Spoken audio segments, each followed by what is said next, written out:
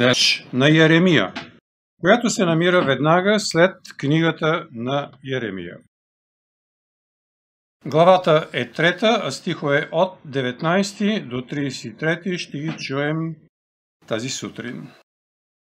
Помни скръбта ми и изгонването ми, пелина и жлъчката. Душата ми, като ги помни непрестанно, се е смирила дълбоко. Обаче това си не умявам, поради което имам и надежда, че по милост Господна ние не бяхме довършени, понеже не чезнат щедростите му. Те се подновяват всяка сутрин. Голяма е твоята вярност. Господ е мой дял, казва душата ми. Затова ще се надявам на Него. Благ е Господ към онези, които го чакат, към душата, която го търси.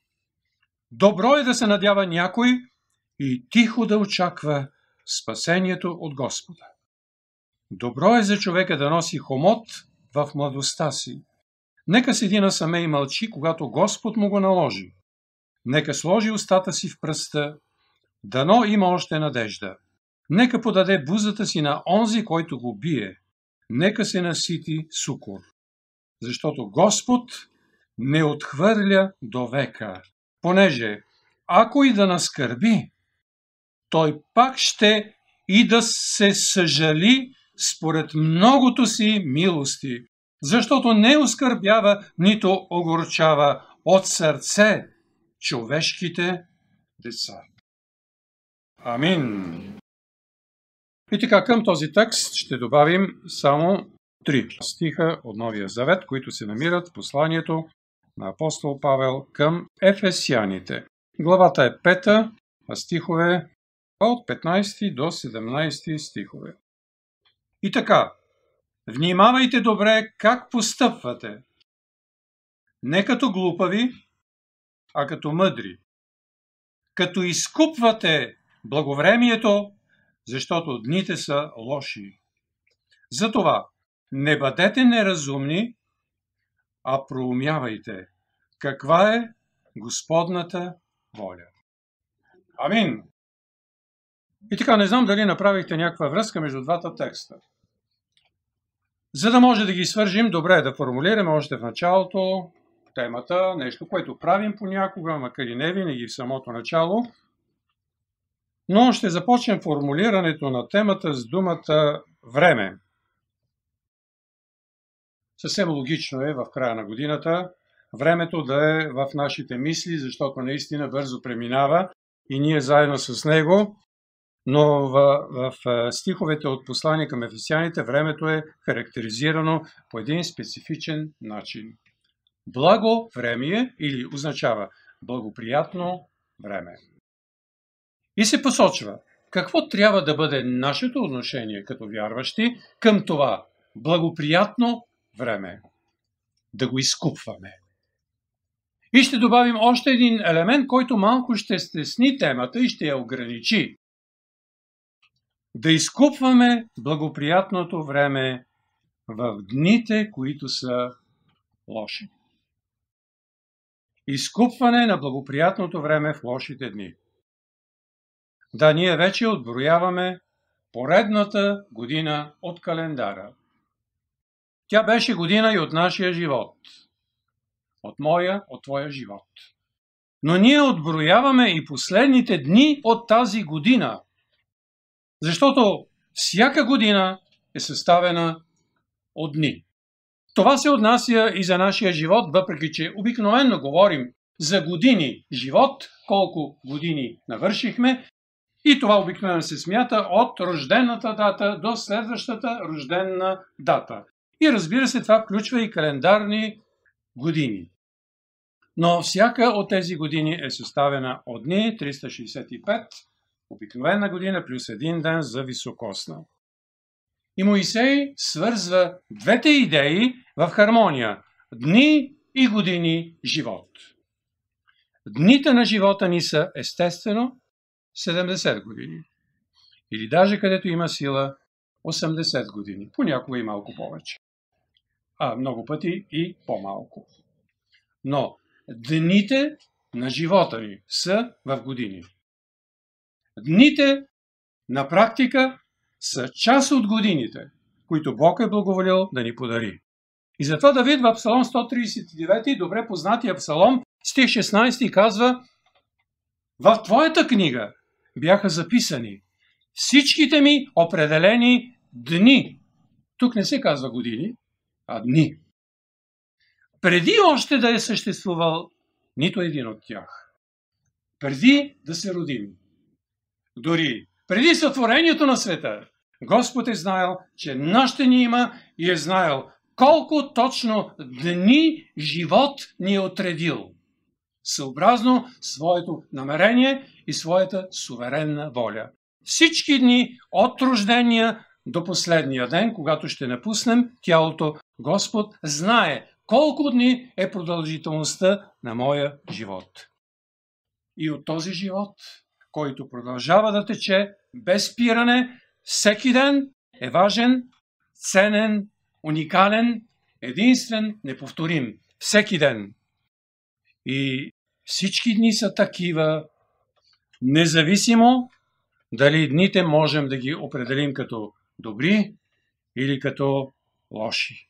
Уви, за съжаление има и трудни дни, дори периоди от живота ни, които са трудни, болезнени, мъчителни, тягостни. Дори бих казал, има един такъв сезон. Сезон календарен. Зимата. Зимата е белязана с дни, свързани с студ, поледици, грипове и ред други вируси, дълги нощи и безжизнен пейзаж. И така можем да продължим негативното описание, характерно за зимните дни. И все пак и през зимата, разбира се, имаме поводи за радост, особено скиорите, които се наслаждават на нещо специфично, характерно за зимата. Но така или иначе, всички ние копнеем зимата да мине. Да дойде времето, когато слънцето вече започва да топли, когато има зеленина, когато има цветя. Да, и това е единствения сезон, който хората си честитят. Честита пролет. Защото зимата е преминала. Но ние нямаме избор и чакаме зимата да премине и знаем, че и това време е част от живота ни. То е скъпоценно, важно време. Мечките имат малко по-различно решение и те проспиват зимата. Лягат си през ноември някъде и се събуждат, когато пролета вече напъва да пукне. Но те така са устроени от Създателя. Ние не сме устроени така. И все пак, за съжаление, мнозина, дори бих казал голяма част от хората, проспиват живота си. В духовен смисъл.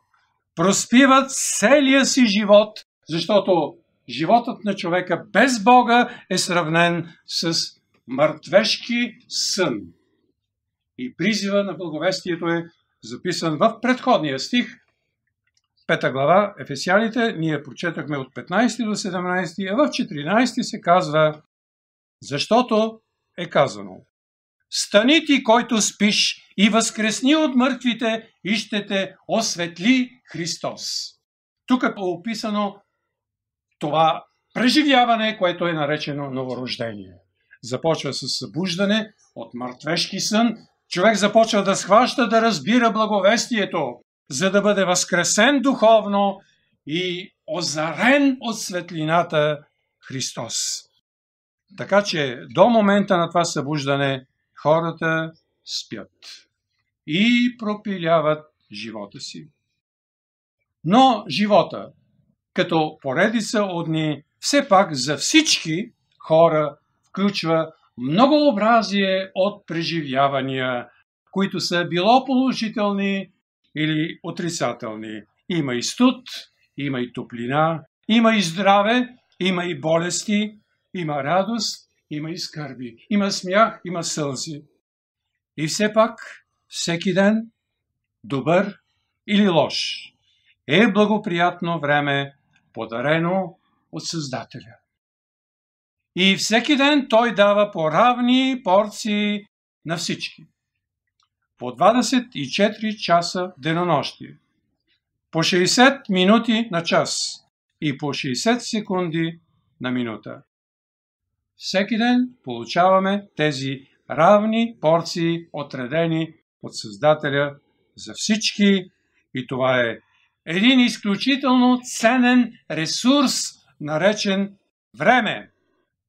Порции, ден след ден, за да може да приемаме поредния ден с разбиране на това кой е дарителят. За много хора от света времето е пари или времето е работа и пак работа. За други времето е удоволствие и отново удоволствие.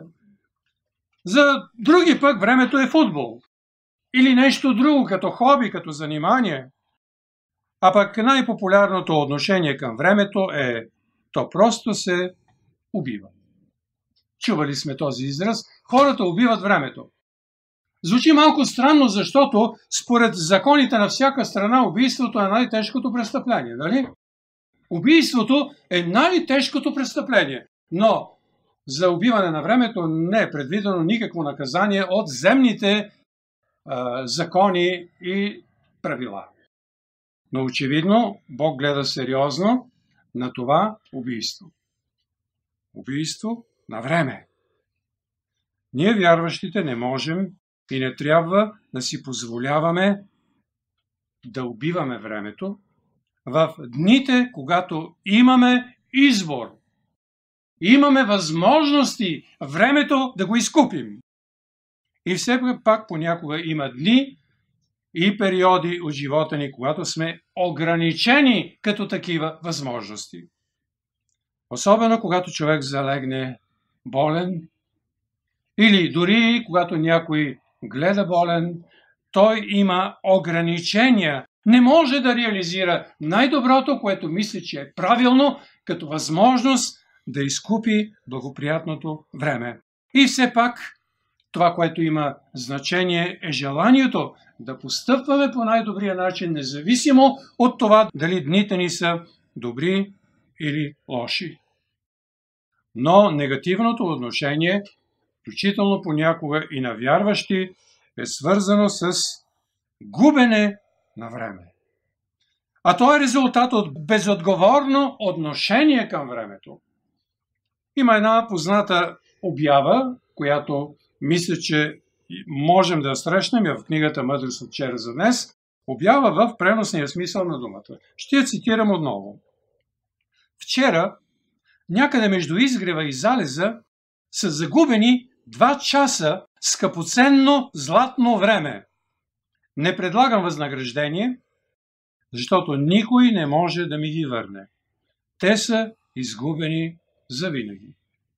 Някой си е загубил 2 часа по някакъв начин и осъзнава, че ги е загубил. Между изгрева и залеза. Но, както вече казахме, има такива, които между раждането и смъртта загубват целия си живот. Изгубен. И няма връщане. Когато животът е живян и свършил и е загубен, край.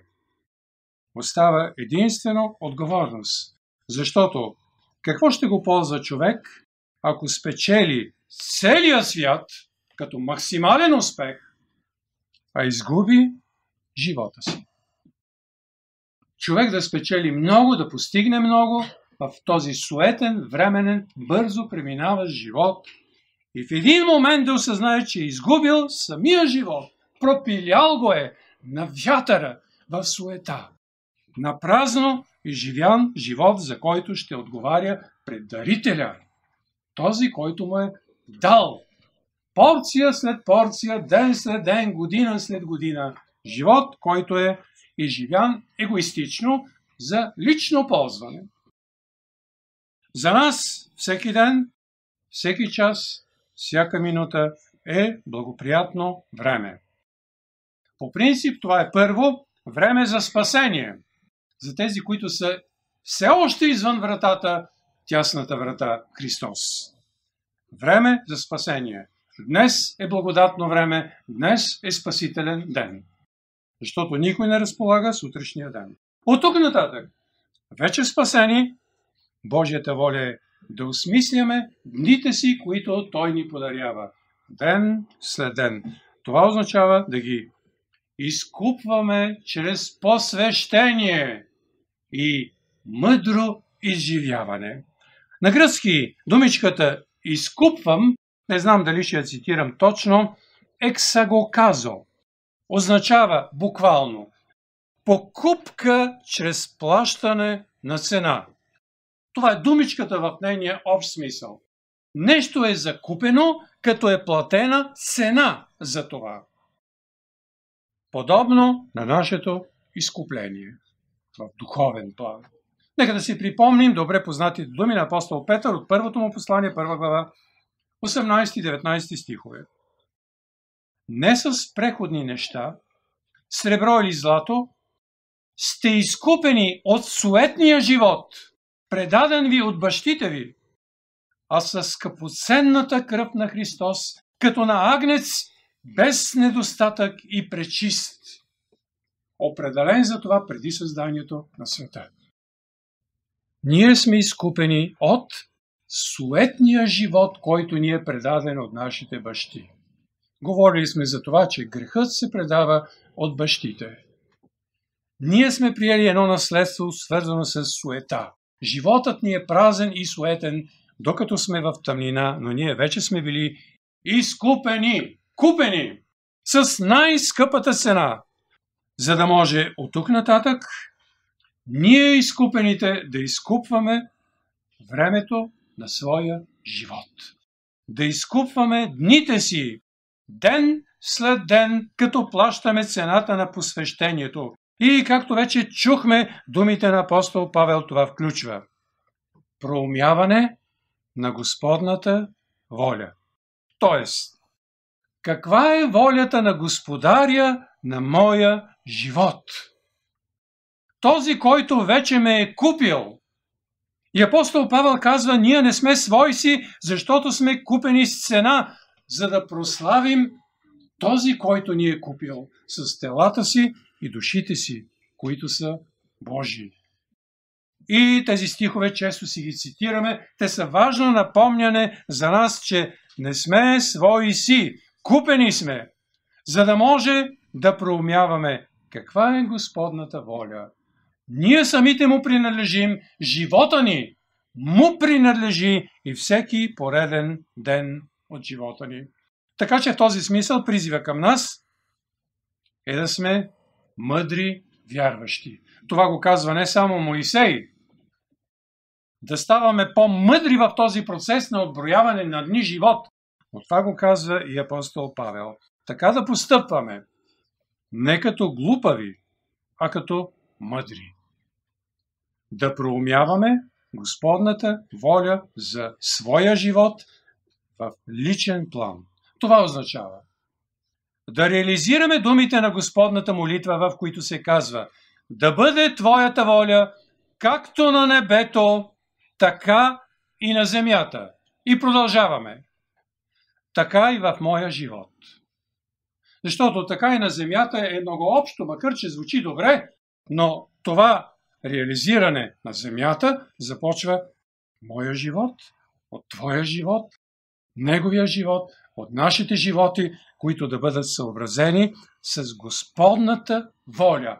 Да проумяваме, да разбираме каква е Божията воля за този пореден ден, който Бог ми подарява. И за следващия, когато се събудя, каква е Божията воля за моя живот в този практичен план, житейски план, особено когато предстои да вземаме важни решения. Да правим решаващи стъпки в някаква посока. Каква е Господната воля? Той е Господарят на моя живот. И аз нямам право да върша това, което на мен ми харесва. На мен ми е угодно. Така ми се струва, че е най-добре. Каква е Господната воля? И да помним, във всички обстоятелства, дори най-тежките, най-болезнените, те са съобразени и те са част от Господната воля. Ще цитирам един писател, Рон Аш, който казва следните думи. Ние сме там, където трябва да бъдем. И се учим на това, което трябва да научим. Не се отказвайте, защото това, което преживявате днес, ще ви заведе там, където трябва да бъдете утре. Това е свързано с Господната воля за моя живот, за твоя живот, за неговия, за нейния.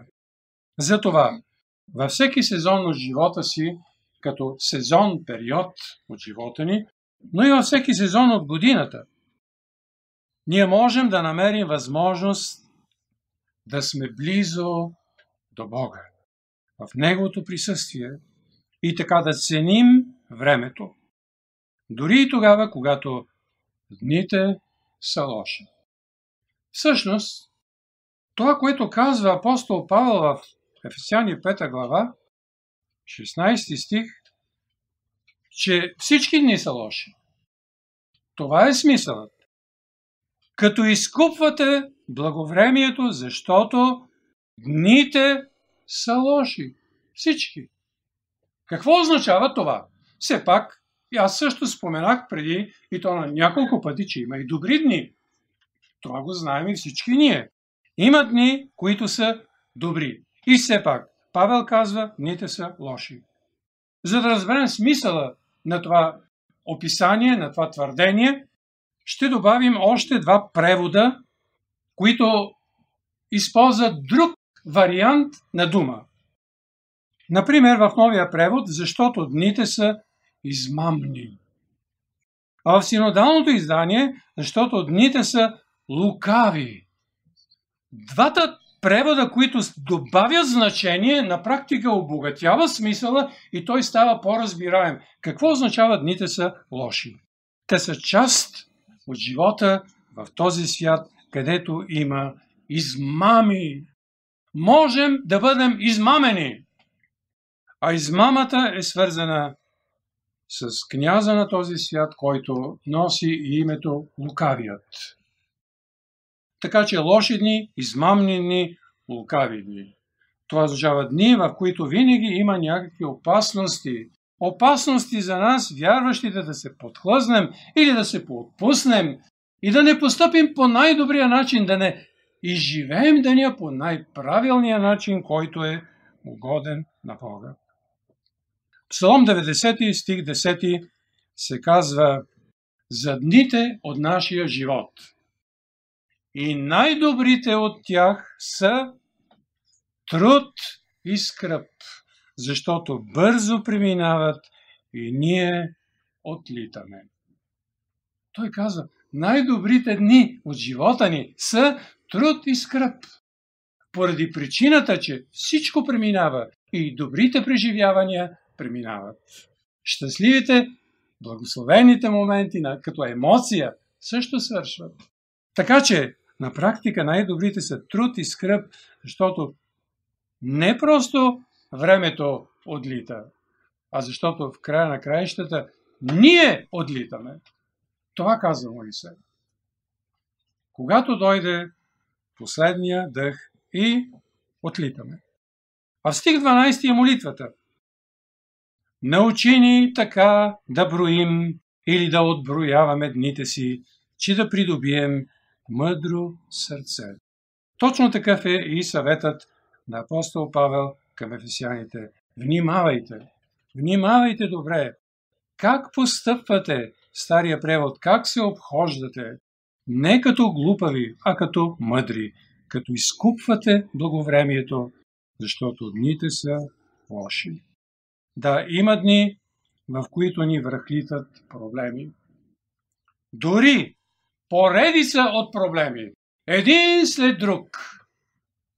Макар и не точно както е при Йов, добре познатата книга Може би това е максималното напрежение, което може да издържи човек. Проблем е мека дума, слаба дума. Това, което преживява Йов. Но очевидно, че има и такива периоди от моя и от твоя живот на трудности, които се редуват. Здравословни, физически, емоционални, а понякога към тях се добавят и лошите атмосферни условия. Като допълнителен елемент и човек е склонен сякаш да се предаде на отчаяние, на депресия, на досада. Всички сме склонни да преминем в едно такова душевно състояние. А някой е казал следното. Всеки нов ден е като вчерашния, само че претоплен. Като едно ястие от вчерашния ден, което е останало, малко се претопли, нещо се добави и се сервира отново. Или това е съобразно думите на Еклесиаст, няма нищо ново под слънцето. Така и в новия ден, поредният труден ден, ни се сервират старите проблеми от вчера, само че претоплени, образно казано. Нещата понякога, за съжаление, продължават по-дълго, отколкото ни се иска, с болка, с проблеми, с изпитания. И отново Еклесиаст казва, че в живота има много досада. Дори в многото земна мъдрост и в нея има много досада, казва Еклесиаст в самото начало на книгата, 1 глава, 18 стих. Макар че краят на същата книга е малко по-различен. Защото в 11 глава, 10 стих Еклесиаст ни съветва нещо друго.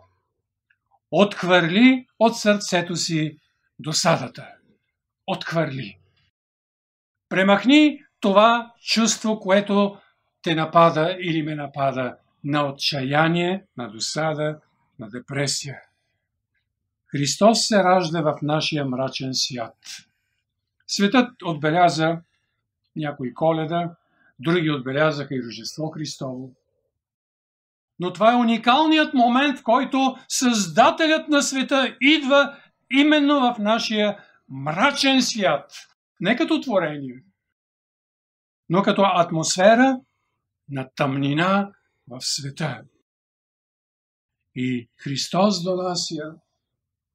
донася благодат върху благодат.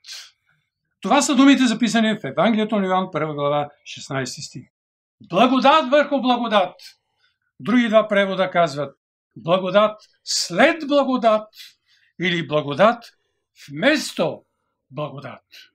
Неотдавна цитирах, но така по памет, една мисъл, много известна на Ейми Кармайкъл. И това име със сигурност ни е познато.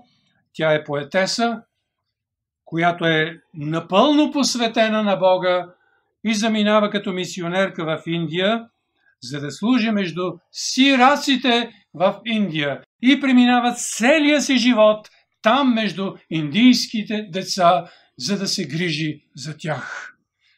И тя почива, умира или се преселва в вечността през 1951 година.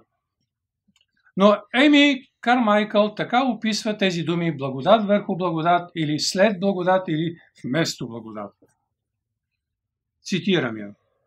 Застанете на брега на една река и наблюдавайте течението.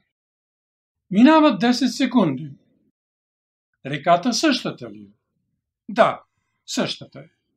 Водата същата ли е? Не. Водата не е същата. Тя се подменя непрекъснато. Или това е вода, след вода, вода, върху вода, вода, вместо вода. Това е идеята. Благодат, след благодат, благодат, върху благодат и благодат, вместо благодат. Трите идеи, трите превода разкриват една и съща идея. Като река. Реката е същата, но благодата е нова и нова и нова. Бог е предвидил това за нас.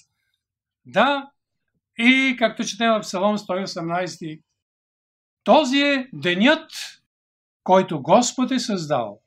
Нека се радваме и развеселим в него. Тук акцентът е върху конкретния ден, днес. Това е денят, който Господ е създал. Нека се радваме и развеселим в него. И тук веднага възниква един въпрос. Него за деня ли се отнася или за Господ? Не е за деня. За Господ. Защото във всички преводи е написано с главна буква. Да се зарадваме в Господа. А в деня понякога е трудно да се радваш. Който го боли, който плаче, който стене, как ще се радва в деня, когато деня е болезнен? Но да се радваме в Господа, това е нашата сила. Така казва Моисей на народа на Израел. Да се радвате в Господа е вашата сила. И знаем думите на Авакум в самия край на тази пророческа книга. Той описва едно бедствие, една година без никаква реколта, когато и животните измират. И той казва, все пак аз ще се радвам в Господа. Той е моята сила, моето спасение. Да, ще ходя по височините си. Ще се радвам в Господа. Така че този е денят, който Господ е създал. Днешния ден. Някои са здрави, жизнени, млади, други са на възраст. А и разбира се, има млади хора, които преминават през своите трудности. Но да се зарадваме в Господа означава да имаме съзнанието, че имената са ни записани на небесата. В книгата на живота. Така че денят, дори когато е болезнен, труден и ни дава повод да плачем, като емоция. Емоцията не е добра и изглежда невъзможно да се радваме и все пак съзнанието, че сме Божи деца, е причина за дълбока духовна радост, която е плод на духа. Плодът на духа е, знаем, радостта присъства в този списък, в този грозд, като един плод, съставен от различни елементи. Прочетохме преживяванията на Йеремия, записани в книгата, която на практика, като заглавие, съдържа смисълът. Естеството на тази книга е плач. Плач, страдание, болка, скръб. От начало до край се описват негативни, житейски, здравословни, всякакви емоционални преживявания, които са негативни. И ако започнете да четете от началото тази глава, ще видите какви описания доста странни, като звучение, представя Йеремия пред Господа. Като тъмнина, вериги, с които е окован, разкъсан от мечка, пронизан с стрела, забита в бъбреците, наситен с горчивина, с чупени зъби от камъчета, скръб, изгонване, пелин, жлъчка. Споменавам само някои от нещата и във всичко това, което преживява, Йеремия вижда Божията ръка. Той знае, Господ е допуснал това. Той стои зад тези болезнени, трудни преживявания и това съзнание го води до дълбоко смирение. Това е резултатът. Не депресия, не отчаяние, а дълбоко смирение. Стих 20. И още нещо. Надежда. Понеже не чезнат щедростите му, те се подновяват всяка сутрин, като водата на реката. Всяка сутрин се подновяват Божиите щедрости. Дори и това да не го нямаме като буквална опитност, житейска и емоционална. Едно е ясно. Голяма е твоята вярност. Това казва Йеремия. Плачещия пророк казва, Господи, голяма е твоята вярност. Защото дори и когато наскърбява своите деца, той не го върши със желание. Със свито сърце, но знае, че това е необходимо. Съобразно неговата воля, неговите намерения. Да, ние имаме един небесен Отец. И знаем, че той е любящ, милостив, мъдър, всемогъщ. Знаем, че всичко съдейства за добро на тези, които обичат Бога, които са призовани според Неговото намерение. Надали има неделя без да цитираме тези думи. И си струва да си ги напомняме. Всичко съдейства за добро. За разлика от тази приказка в света, всяко зло за добро, тази приказка не е правилна, не е истинна. Защото има зло, което си е за зло в света. Този стих казва нещо различно. Всичко съдейства за добро. Но на тези, които обичат Бога, които са призовани според Неговото намерение. Така че нека, като отброяваме дните си, да ставаме по-мъдри. Дори буквалното преброяване на дни ще ни доведе до съзнанието за това колко благодатни дни Господ ни е подарил, които да бъдат част от нашия живот. Аз от време на време буквално си преброявам дните живот, които съм имал до днес. Не знам дали сте си броили вие дните. Днес аз навършвам 27 047 дни, което означава, че през ноември съм имал юбилей. 27 000 кръгло дни. А днес са добавени още 47, това са дни живот от моето раждане до днес. Но от тези 27 000 дни имам една по-голяма част дни, които са в светлината. Вече като изкупен, като спасен, имам 16 609 дни. Дни в светлината. Дни в пътя на правдата. Дни в служение на живия Господ.